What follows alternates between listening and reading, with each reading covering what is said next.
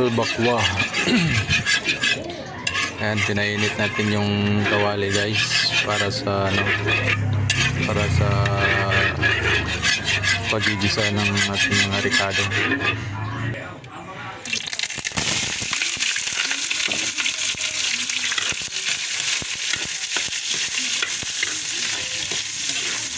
Ayan. Ito yung nagpapabango ng balbakwa natin.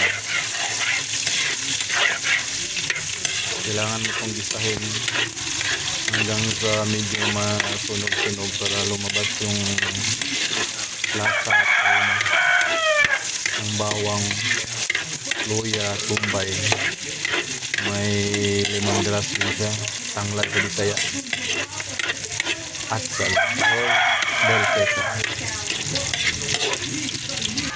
Ito na yung balat na pinakuluan natin kanina. Malambot na siya. Yan o, malambot na. And medyo nag-brown na yung ano natin, ricado. Mabango na siya. Pwede na natin ilagay yung balat ng baka.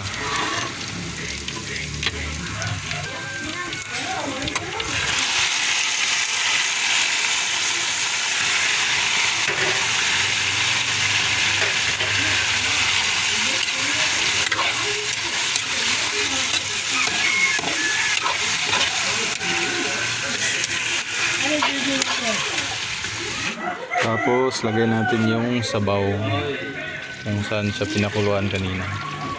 Ayan.